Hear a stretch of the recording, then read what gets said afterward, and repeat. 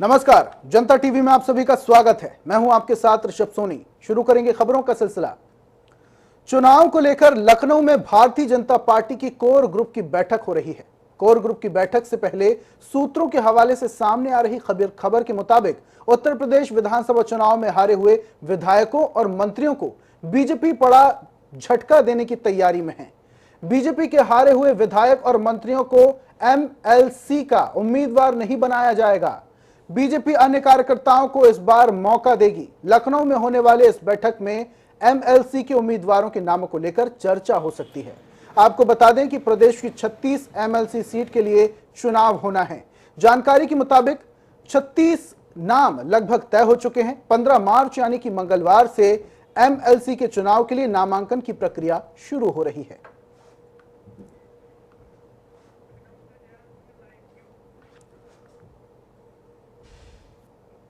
और इस पर ज्यादा जानकारी के लिए लखनऊ से हमारी सहयोगी जया सिंह हमारे साथ जुड़ी हुई हैं। जया, अब मंत्रियों के नामों को लेकर बहुत सारी कशमकश की स्थिति है, क्या कुछ वहां पर तैयारियां देखने को मिल रही हैं और बैठक में किन चीजों को विचार मंथन किया जाएगा? क्योंकि इस बार जो नेता और मंत्री हारे हैं उनको भी अब हो सकता है बाहर का रास्ता दिखाया जा सके।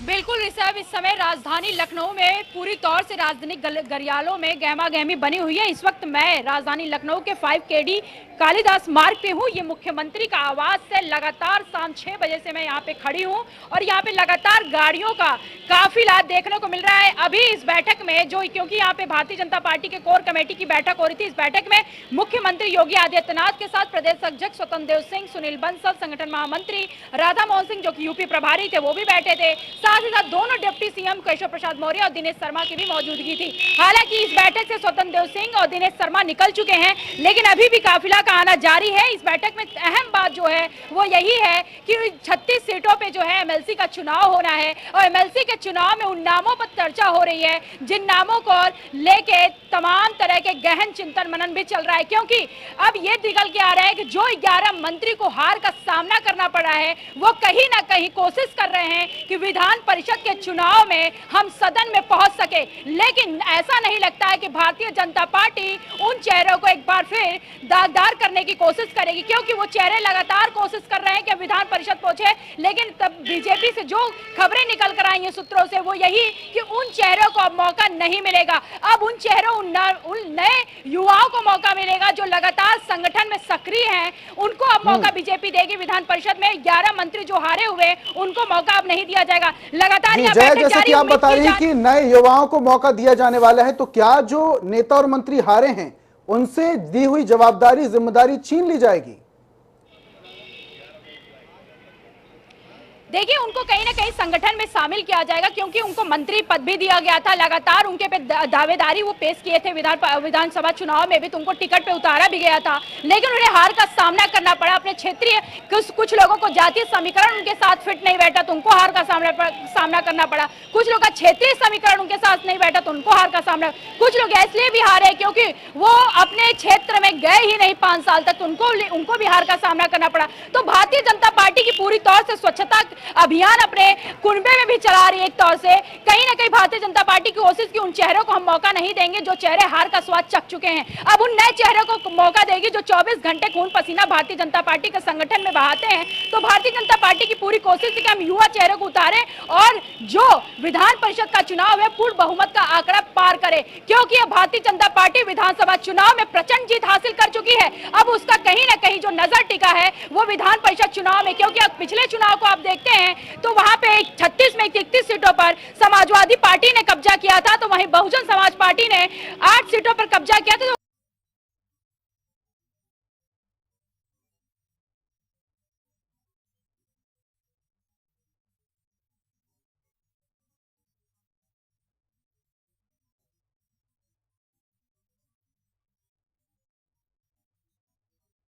प्रचंड और ऐतिहासिक जीत के साथ यूपी में लौटी बीजेपी के विधायकों के नए नेता के चुनाव के लिए गृह मंत्री अमित शाह को पर्यवेक्षक बनाया गया है।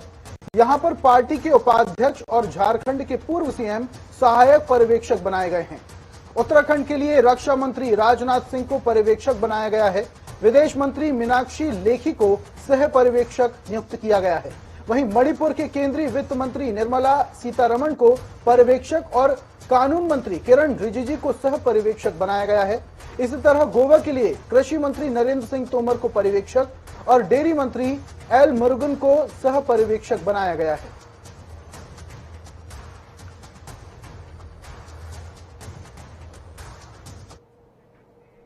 उत्तर प्रदेश की योगी आदित्यनाथ सरकार में कैबिनेट मंत्री रहे स्वामी प्रसाद मौर्य के सुर विधानसभा चुनाव में हार के बाद बदल गए हैं। भाजपा छोड़ने के बाद समाजवादी पार्टी में शामिल होने वाले स्वामी प्रसाद मौर्य कुशीनगर के फाजिल नगर से विधानसभा का चुनाव लड़े। परिणाम आने के दिन तो हार स्वीकार कर ली, लेकिन अब वो ईवीएम पर सवाल उठा रहे हैं।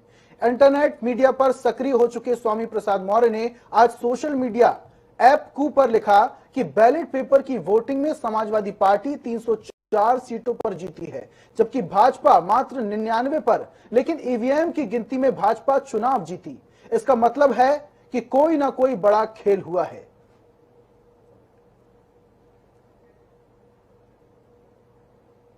उत्तर प्रदेश विधानसभा चुनाव में प्रचंड जीत के बाद योगी आदित्यनाथ राजधानी दिल्ली के दौरे पर हैं। योगी आदित्यनाथ जीत के बाद पिछले 2 दिनों से बीजेपी के आलाकमान नेताओं और दिग्गजों से मुलाकात कर रहे हैं। बता दें कि योगी 2.0 सरकार के गठन की भी चर्चा जारी है। इन मुलाकातों के जरिए योगी मंत्रिमंडल में शामिल होने वालों का नाम भी तय किया जा रहा है। सूत्रों के हवाले से खबर है कि मंत्रिमंडल में शामिल होने वाले चेहरों का नाम लगभग तय है, बस आलाकमान की मुहर लगनी बाकी है। सीएम योगी ने अपने दौरे के दौरान राष्ट्रपति रामनाथ कोविंद, प्रधानमंत्री नरेंद्र मोदी, अमित शाह और राजनाथ समेत कई बड़े नेताओं से मुलाकात की। इस दौरान सभी नेताओं ने सीएम योगी को यूपी फतह करने के लिए बधाई दी। हम आपको एक साथ वो सभी तस्वीरें दिखा दे रहे हैं जहां पर मुख्यमंत्री योगी आदित्यनाथ तमाम बड़े दिग्गज नेताओं से मुलाकात करते हुए दिख रहे हैं। उत्तर प्रदेश विधानसभा चुनाव 2022 में भारतीय जनता पार्टी ने प्रचंड जीत हासिल की है, जिसे लेकर बीजेपी के तमाम बड़े नेता उत्साहित हैं। केंद्रीय गृह राज्य मंत्री अजय मिश्रा टेनी ने भी इसे यूपी की सुधरी कानून व्यवस्था का नतीजा बताया है। उन्होंने कहा कि अगर उत्तर प्रदेश की कानून व्यवस्था अच्छी नहीं होती तो क्या हमें बहुमत मिलता। यूपी चुनाव में मिली जीत को लेकर अजय टेनी ने कहा कि हम लोग शुरू से ही कह रहे थे कि जिस तरह से केंद्र और राज्य सरकारें प्रधानमंत्री मोदी और सीएम योगी के नेतृत्व में काम कर रही हैं, हम बहुमत के साथ फिर से सरकार बनाएंगे। इसके साथ ही उन्होंने यूपी की कानून व्यवस्था का जिक्र करते हुए कहा कि अगर उत्तर प्रदेश में कानून व्यवस्था अच्छी नहीं होती तो हमें बहुमत नहीं मिलता।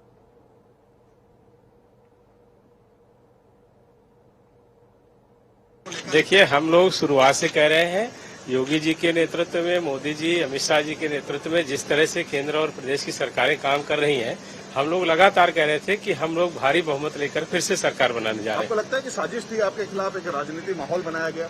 देखिए, हम बहुत अच्छा चुनाव जीते हैं। आप सबको बहुत बहुत बधाई, शुभकामनाएं। लॉ एंड ऑर्डर सही रहेगा सर पूरे प्रदेश में? हमें अगर लॉ एंड ऑर्डर सही नहीं होता तो इतना बड़ा बहुमत कैसे मिलता। देखिए, राजधानी लखनऊ में पिकअप भवन के सामने सैकड़ों अभ्यर्थियों ने प्रदर्शन किया। दरअसल कनिष्ठ सहायक मंडी परिषद समेत कई वैकेंसी का रिजल्ट अभी तक घोषित नहीं हुआ है। ऐसे में रिजल्ट की मांग को लेकर सभी अभ्यर्थी सुबह से ही पिकअप भवन के सामने प्रदर्शन कर रहे हैं और सीएम योगी से भर्ती क्लियर करने की मांग कर रहे हैं।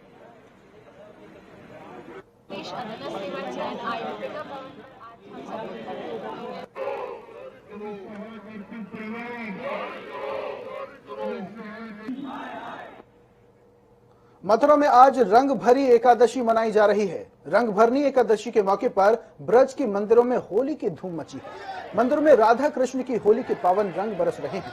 आज श्री कृष्ण जन्म स्थान बांके बिहारी जी और द्वारकाधीश मंदिर में होली खेली जाएगी। धर्मनगरी वृंदावन की पंचकोशी परिक्रमा में भी जमकर अबीर और गुलाल उड़ाए जाएंगे। ब्रज के मंदिरों में भी बसंत पंचमी से ही ठाकुर जी भक्तों संग होली खेलते हैं। 40 दिवसीय फाग महोत्सव में भक्त खेलते हैं।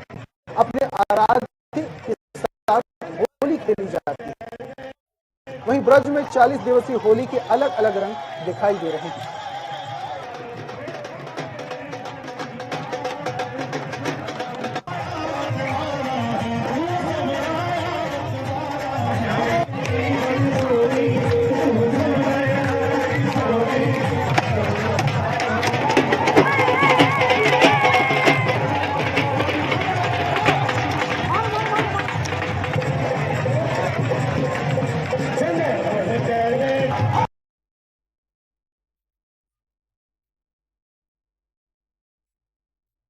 होली जो शायद आपने पहले कभी देखी हो।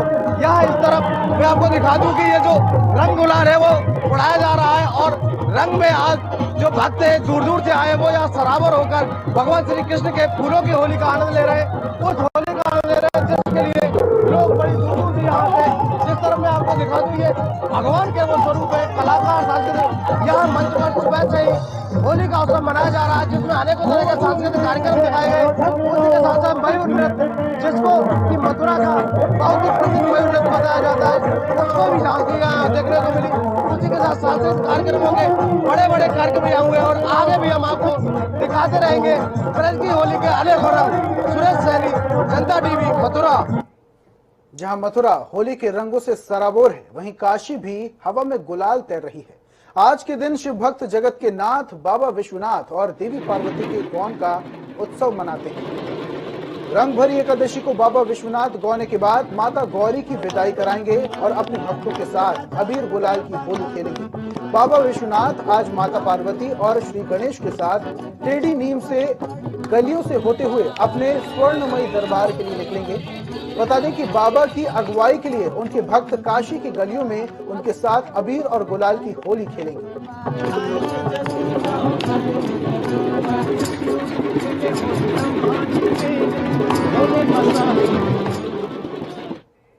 तो करते हैं खबरों का। बीजेपी नेता बंशीधर भगत को उत्तराखंड विधानसभा का प्रोटेम स्पीकर नियुक्त किया गया है। प्रोटेम स्पीकर पद की शपथ लेने के बाद भगत सभी नवनिर्वाचित सदस्यों को शपथ दिलाएंगे। इसके साथ ही उत्तराखंड की नई विधानसभा का गठन भी किया जाएगा। इससे पहले बिशन सिंह चुफाल को विधानसभा अध्यक्ष बनाए जाने की चर्चा थी। उत्तराखंड में 14 फरवरी को विधानसभा चुनाव हुआ है, वहीं 10 मार्च को चुनाव के नतीजे सामने आए थे। इस चुनाव में बीजेपी को जीत मिली थी। माना जा रहा है कि होली के बाद नई सरकार का गठन हो जाएगा। बीजेपी बहुमत के साथ दोबारा सत्ता में लौट रही है। हालांकि इस बार मुख्यमंत्री कौन बनेगा, इसको लेकर चर्चा जारी है। बता दें कि बीजेपी को विधानसभा चुनाव में उत्तराखंड की कुल 70 विधानसभा सीटों में से 48 सीटों पर जीत मिली है। ऐसे में पार्टी के पास स्पष्ट बहुमत है, लेकिन राज्य के सीएम और पार्टी का सीएम चेहरा रहे पुष्कर सिंह धामी अपनी खटीमा विधानसभा सीट पर चुनाव हार गए, जिसके बाद उन्होंने राज्यपाल से मिलकर सीएम पद से इस्तीफा दे दिया है।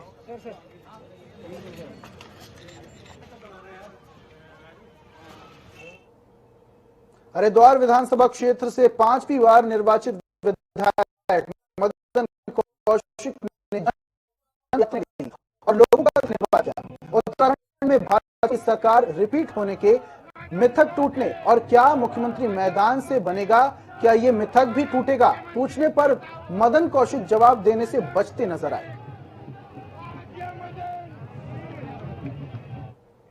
बीजेपी प्रदेश कार्यालय में जीत दर्ज करने वाले विधायकों के स्वागत का सिलसिला लगातार जारी है।